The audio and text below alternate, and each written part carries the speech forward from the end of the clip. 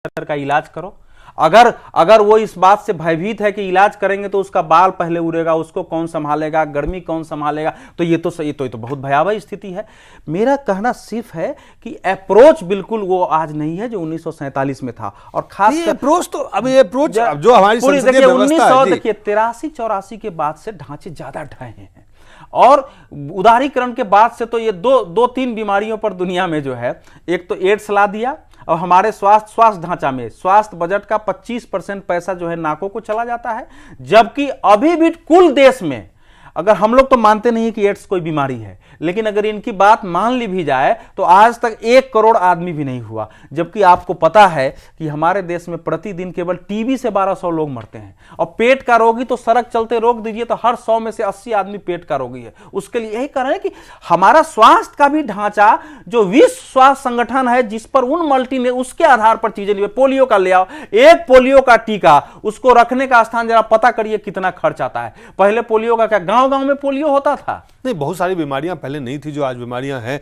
कुछ नए किस्म की बीमारियां, नए किस्म के जो उस पे वायरसेस हैं जिससे बीमारियां हो रही है, वो एक अलग मैं कह रहा हूं कि आप हर चीज जो बुनियादी जिन बुनियादी बातों को आप उठा रहे हैं, कह रहे हैं कि प्रधानमंत्री का ये भी गलत है, ये भी गलत है, ये भी नीतियां गलत है, स्वास्थ्य, शिक्षा, तो ये मनमोहन सिंह की बनाई हुई चीजें नहीं है कैसे नहीं? ये मनमोहन सिंह या मनमोहन सिंह या कांग्रेस, ये सवाल है नहीं, एक ये बुनियादी सवाल है कि इस देश में कई सरकारें हैं, लेकिन जो राष्ट्रीय जो केंद्र की सरकार है उसमें इन 91 के बाद भी 91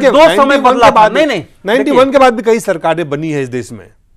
तो नहीं तो जो 96 की सरकार थी, देखिए उस समय मधु दंडवते जब वित्त मंत्री थे, उसमें जो प्लानिंग कमीशन का जो आप देखेंगे उस समय जो अप्रोच पेपर था, जी समय शायद खत्म हो रहा है तो हम लोग कुछ जो है आज हमारे पास समय कम रह गया है। प्रधानमंत्री के एक बयान को हम और देखते हैं, जो भ्रष्टाचार और लोकपाल को लेकर जो उन्होंने बात कही, जो अभी जिसको लेके देश में अन्ना ने, रामदेव ने, कई लगातार हजारों लोगों ने सड़कों पे उतर आए, हजारों लोग, लाखों लोग सड़कों पे उतरे, उस पे उन्होंने क्या कहा?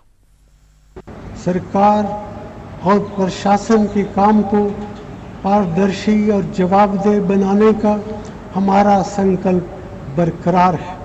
पिछले स्वतंत्रता दिवस पर मैंने आपसे वादा किया था कि हमारी सरकार इस दिशा में बहुत से कदम उठाएगी। मुझे आज ये कहते हुए खुशी है कि पिछले 1 साल में इस क्षेत्र में अच्छी प्रगति हुई है। लोकसभा ने लोकपाल बिल और लोक आयुक्त बिल पास कर दिया है। हमें पूरी उम्मीद है कि राज्यसभा में इस बिल को पास करने में सभी राजनीतिक दल हमारी मदद करेंगे। कई और बिल भी संसद में पेश किए। लोकपाल और लोकायुक्त लोकसभा ने पास कर दिया, सभी राजनीतिक दल उनको सहयोग करेंगे। समय बहुत कम है, इसलिए आपसे हम ये कि बिल्कुल कम शब्दों में इस पे हमें ये बस केवल आज सोचने की इतनी ही जरूरत है कि भाई लोकपाल बनाने में इस देश में इतना समय क्यों लग रहा है। ये अगर ये बिल 1952 में आ गया होता तो 1 दिन में पारित हो जाता। तो वही है कि हमारी राजनीति का क्षरण कितना हो गया है। चूंकि समय कम है लेकिन आज आज़ादी है, मैं 2-4 खासकर कुछ कविताएं जो है जरूर देशवासियों के सामने, चाहे भारत का हो। राम प्रसाद बिस्मिल जब गाते थे उन्होंने, उसमें है ऐ मातृभूमि तेरी जय हो सदा विदय हो। तो मैं पूरा नहीं पढ़ूंगा, लेकिन अज्ञान की दिशा में, दुख से भरी दिशा में, संसार के हृदय में तेरी प्रभा उदय हो। हमेशा संसार है भारत का, तेरा प्रकोप सारे जग का महाप्रलय हो, तेरी प्रसन्नता ही आनंद का विषय हो। अब वो कहते हैं कि वह भक्ति दे कि विस्मिल सुख से तुझे न भूले, वह शक्ति दे कि दुख में कायर न यह हृदय हो। तो मातृभूमि की प्रार्थना करते थे कि चाहे दुख कितना भी आए, हे भारत मां तुमको नहीं भूलूं, क्योंकि तुम्हारा लक्ष्य जागतिक था, जगत का कल्याण था, और मैं कायर न बनूं। जैसे कि ये जब जयशंकर प्रसाद की कविताएं उस समय पढ़ते थे, आपने भी पढ़ा होगा, और जब कांग्रेस सेवा दल में और बाकी गाते थे कि हिमाद्रि तुरंग श्रृंग से प्रबुद्ध शुद्ध भारती, स्वयं प्रभा समुज्ज्वला स्वतंत्रता पुकारती, तो आदमी के अंदर एक संचार होता था। तो हमारा भारत देश यह नाम नहीं है एक देश का, यह शील है भूमंडल का।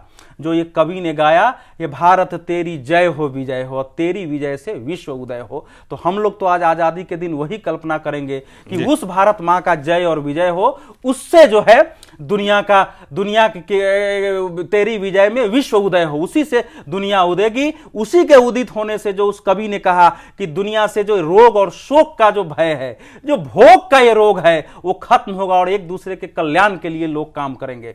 तो उस भावना के साथ हमको जो है आज आजादी का दिवस मनाना चाहिए। ये दुर्भाग्य है कि जिनको कहीं जो इस देश में मुहल्ले का नेता नहीं हो सकते हैं, वो दुर्भाग्य से हमारे जो है देश के नेता बने हुए हैं, वहां से हमको कोई उद्बोधन नहीं मिलता। और आपका एक कहना बिल्कुल ठीक है कि 1947 से आज तक, लेकिन ये जो क्षरण है वो खासकर 70 से लेकर के और 2012 तक का जो क्षरण हुआ है, उसमें ये देखा गया है कि लाल किला का उद्बोधन एक राष्ट्र को जो है जागृत करने की दृष्टि से, दुनिया को भारत का लक्ष्य बताने की दृष्टि से और दुनिया को उसकी मनुष्यता का लक्ष्य बचाने की दृष्टि से न होकर के एक कायरतापूर्ण पिलपिला सरकारी घोषणा पत्र की तरह भाषण बन के सिमट के रह गया है। जी, अवधेश जी आपका बहुत बहुत धन्यवाद, और आप सबको एक बार फिर से बहुत बहुत धन्यवाद, बहुत बहुत बधाइयाँ। और हम नमन करते हैं उन जो हमारे देश के लिए जिन्होंने कुर्बानियाँ दी, बलिदान किए, जिसके कारण हमें आज़ादी मिली, उन सबको हम नमन करते हैं।